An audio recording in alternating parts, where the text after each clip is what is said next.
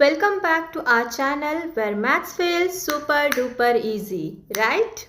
So, as we all know, the Maths Olympiad exams are approaching and today we are going to practice the Olympiad questions from grade 4th. So, let's start. So here is the book of grade 4th, that is International Olympiad of Mathematics, and it is a silver zone. Okay, so in this we are going to do the chapter number 6, that is unitary method. So let's see. So here is our chapter 6, unitary method. So let us first understand what is unitary method. Okay, कि unitary method क्या है. See, just take an example. I have this pen. ठीक है, and this pen cost for 5 rupees. ठीक है. So now I want to find out the cost of such 7 pens. So it's very easy. I have a cost of 1 pen and I can easily find out by multiplying it with 7. That is, what is the cost of this pen? It's 5. And how many pens cost I want to find out? That is 7. So 5 sevens are 35. So the total cost of 7 pens is 35. So this is the unitary method where we need to first find out the value of or the cost of one object or a one thing or a single item. ठीक है? Let's take an example here. If the price of one video game is rupees 15,600, find the price of 7 such video games. Now see, one video game's price we already know and we have to find out for 7 such video games. Same way, एक pen का price 5 rupees था, हमें 7 pen का price निकालना था, तो हमने 5 इस पेन का प्राइस एंड कितने पेन का प्राइस चाहिए हमें 7, तो उनका किया मल्टीप्लीकेशन, तो we got 7 5 35, right. Same way में 50,600 into 7, that is our answer is 1,09,200, right? So this is our answer. Okay. So always remember, in question they have given a price of one item. We can find out the cost of any number of items. Okay. Chalo. Let's look at here in the second example. If price of 9 computers is rupees 75,46,500. Find the price of one computer. Now here already we were knowing about the price of single item, but here we don't know the price of single item. We got it in a bulk or a group, right? That is 9 computers का साथ में हमको total price दिया है. तो हमें कैसे पता चलेगा एक कंप्यूटर का कितना है? It's very easy.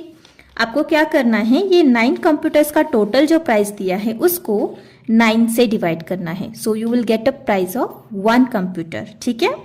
So when we divide it we get a answer, that is 8,38,500. Okay. So now let's start to solve the problems. ठीक है. The very first problem is there. A car covers a distance of 945 km in 7 hours. Okay. How much kilometer? 945 kilometer in 7 hours. Find the distance covered by the car in 9 hours. Now we have how much distance covered in 7 hours. But do we have the distance covered in 1 hour? No. But as such we have learned how to discuss. What they have given? 7 hours is equal to what is the distance they have given? 945 kilometer. So if we want to find out for 1 hour, what we need to do? क्या किया था हमने? 945 kilometre को हमें 7 से divide करना होगा. So we will get our answer. And what will be the answer? 7 1s are 7, 7 3s are 21, and 7 5s are 35. And this is the distance covered by car in 1 hour. Again, I am explaining how it came. Those who are facing problem to understand, look at this problem. The price of 9 computers was given. तो अगर हमको 1 computer का अगर price निकालना था तो हमने क्या किया था? 9 कंप्यूटर्स के टोटल प्राइस को हमने 9 से डिवाइड किया था, राइट? तो सेम वे 7 आवर्स में जो टोटल डिस्टेंस कवर किया है उस टोटल डिस्टेंस को हमने 7 से डिवाइड किया तो हमें 1 आवर में कितना कवर किया वो मिला, right? Now we got the 1 hour distance. Now easily we can find out for 9 hours, and for 9 hours is equal to 135 kilometer into 9. Obviously 1 घंटे में कितना है वो हमारे पास है, तो हम कितने भी घंटों का डिस्टेंस आराम से फाइंड आउट कर सकते हैं, राइट। सो 9 5 जा 45, 9 3 जा 27 प्लस 4 it's 31, right? 9 1 जा 9 plus 3 12. And where is the option? That is 1215 kilometer. That is option number C is the correct answer. Okay. Now let's move to the second question. Cost of 15 cycles is equal to the cost of 2 scooty. Now what is given? Always remember, जो भी दिया है first write it down. कितने cycles हैं? 15 cycles is equal to 2 scooty. मतलब whatever the price will be of 15 cycles, the same price will be of 2 scooties. Okay. If cost of 9 cycles is rupees 12,546. How many cycles? 9 cycles. And what is the cost of it? That is 12,546. And हमें find out करना है cost of 7 scooty. अब तो it's like कि cycle भी दिए हैं, scooties भी दिए हैं, कैसे फाइंड आउट करें, राइट। कुछ नहीं टेंशन, बहुत इजी है, इतना इजी कि पूछो मत। क्या दिया है? 15 साइकिल्स का कॉस्ट जो है 2 स्कूटी के बराबर है। Okay, then what is given? 9 cycles का कॉस्ट दिया है, तो इससे क्या हम एक साइकिल का कॉस्ट निकाल सकते? Yes, we can find out. तो very first we will find out for 1 cycle is equal to, क्या प्रोसेस है? 9 साइकिल एंड उसका टोटल, इनका क्या होगा? डिवीजन होगा। क्या होगा? डिवीजन। So divided by 9। ठीक है, so divide it with 9। Okay, let's do the division here. That is 12,546 divided by 9। I am giving it separately so that अगर किसी को भी कोई भी डिवीजन में भी डाउट है तो वो भी सॉल्व हो जाए, बिकॉज इतना बड़ा example we are solving, right. And अगर हमारा डिवीजन ही गलत हो जाए तो कोई मतलब ही नहीं, हमारा आंसर ही नहीं आएगा। So doing this calculations carefully, it is also very very very much important. Okay, so we are doing this also. So the very first 9 1 जा 9, 12 minus 9, it will be 3, 5 will come down, 9 4 जा 36, it will be greater than, so 9 3 जा 27 and 35 minus 27, how much? It's 8, right? And then again 4 will come down. In 9's table 84 is not there, but 9 9s are 81. How much remain? 3, and the 6 will come down, and 9 4s are 36. So what answer we got? 1,394, and that is the cost of 1 cycle. That is 1,394. So see, now we got a cost of 1,394. Sorry, the cost of 1 cycle, right? So can we find out the cost of 15 cycles? Yes, obviously. So 15 cycles is equal to what is? It is 1,394. That is the cost of 1 cycle into 15, right? What will be the answer? So the answer will be, what will be the answer? 20,910. Okay. So we know that 15 cycles का जो cost है वही 2 scooty का cost है, right? So that is 2 scooties, cost of 2 scooty is equal to rupees 20,910, right? So अगर हमें एक scooty का प्राइस निकालना है, right? तो हम क्या करेंगे? इसको 2 से डिवाइड करेंगे, करेक्ट? तो when we will divide it with 2, what answer we will get? Let's write here 20,910 divided by 2, and what answer we will get? Answer will be 10,455, right? And this is the cost of 1 scooty. Okay, and as such now we got the cost of 1 scooty. We can easily find out the cost of 7 scooties. So let's find out 7 scooty is equal to, cost of 7 scooty is equal to, एक scooty का cost जो कि 10,455 है, into कितने scooties का निकालना है? 7.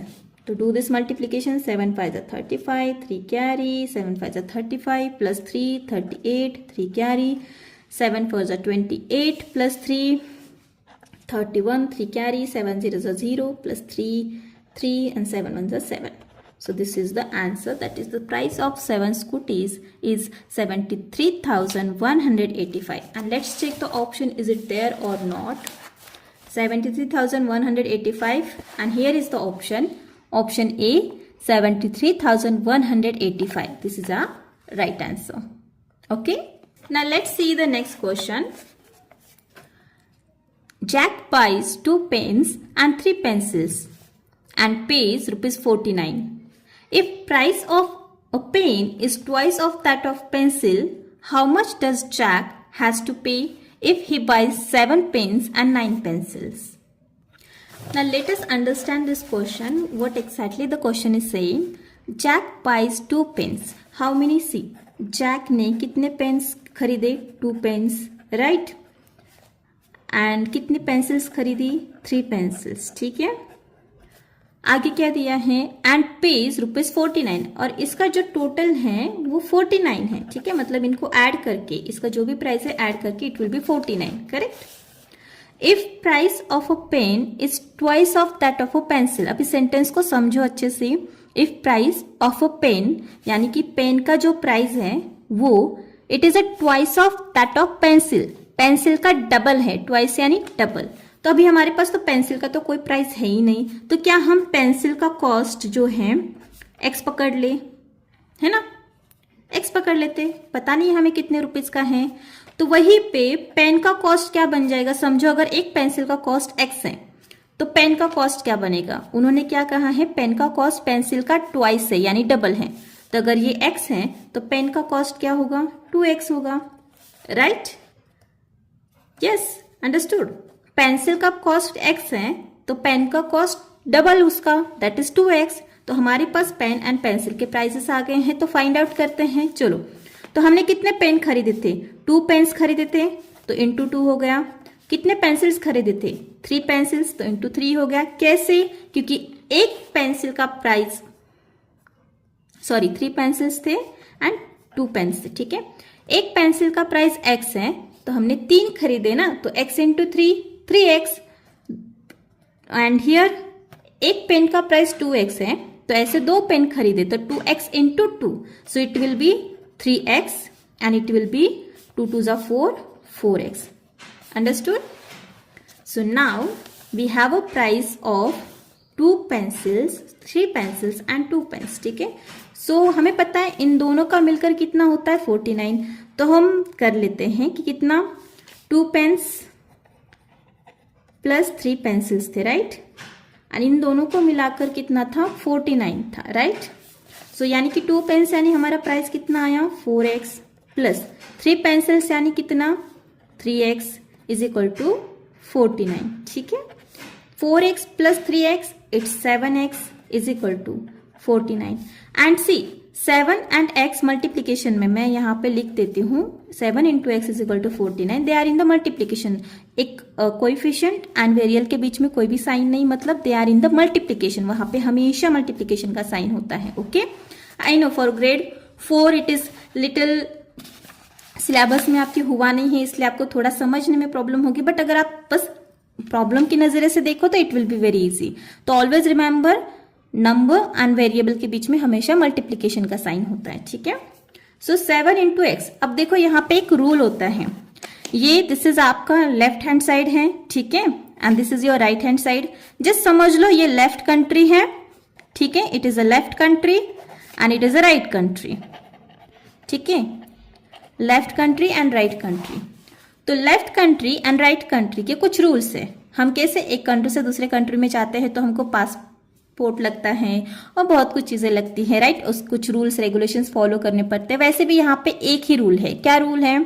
अगर इस 7 को जाना है यहाँ पर, इसका मन नहीं लग रहा है यहाँ पर, तो उसको जाना है यहाँ पर 49 के पास, तो ठीक है जाने देते हैं. But there is a rule कि ये लेफ्ट कंट्री में है, अगर उसको राइट साइड वाली कंट्री में जाना है तो उसे रूल फॉलो करना होगा. कौन सा रूल है? सिंपल सा रूल है. अगर 7 यहाँ मल्टीप्लीकेशन में है तो मल्टीप्लीकेशन का ऑपोजिट ऑपरेशन कौन सा है? डिवीजन. तो अगर 7 यहाँ मल्टीप्लीकेशन में है तो 7 जब अपनी कंट्री चेंज करके दूसरी साइड जाएगा तो उसे उसके ऑपोजिट ऑपरेशन में जाना होगा, जो कि है डिवीजन। तो समझो हमने 7 को अलाउ कर दिया जाने को, तो x is equal to 49 divided by 7 आएगा। क्यों आया? रूल कि हम साइड चेंज कर रहे हैं, लेफ्ट कंट्री से राइट कंट्री में जा रहे हैं, तो ऑपरेशन में भी चेंज होगा। मल्टीप्लीकेशन का ऑपोजिट डिवीजन, एडिशन का ऑपोजिट सब्ट्रैक्शन, सब्ट्रैक्शन का opposite addition, in such a way. ठीक है। So x is equal to 49 को 7 से डिवाइड किया, what answer will be there? 7। And x क्या था? x तो हमारी पेंसिल की कॉस्ट थी। ठीक है, राइट। x क्या है? हमारे पेंसिल की कॉस्ट है। तो पेन का कॉस्ट कितना होगा? हमें पता है पेन पेंसिल का डबल है। अगर ये पेंसिल की कॉस्ट है, ठीक है, तो पेन का क्या होगा? पेन हमारा 2x था, यानी कि डबल x के, that is 2 into 7 and that is 14, right. तो हमारे पास पेंसिल का कॉस्ट आ गया, पेन का कॉस्ट आ गया। तो for what we are waiting? पूछा क्या था? 7 पेन्स एंड 9 पेंसिल्स का टोटल कितना होगा? तो कर देते हैं यहां पर हम। So how many pencils were there? There were 7 pens and 9 pencils. Now we got the price of, किसका प्राइस मिला है हमें? एक पेंसिल का प्राइस मिला है एंड 1 पेन का भी मिला है, जो कि इसका 7 है और पेन का कितना है? 14 है। तो do it. 7 pens is equal to 7 into 14 and 9 pencils is equal to 9 into 7, because 1 pencil का प्राइस 7 था, 1 पेन का प्राइस 14 था एंड उनका अमाउंट काउंट है। ठीक है। सो 14 7 से कितना? 7 4s are 28 and 7 98. Okay, it's 98 and 7 9s are 63। और हमें क्या पूछा है? टोटल पूछा है, तो ऐड करो। 8 plus 3 11, 1 carry, 9 plus 1 10, 10 plus 6 16 and 161 is the answer. And see the option here, option number B, 161 is the correct answer. Okay.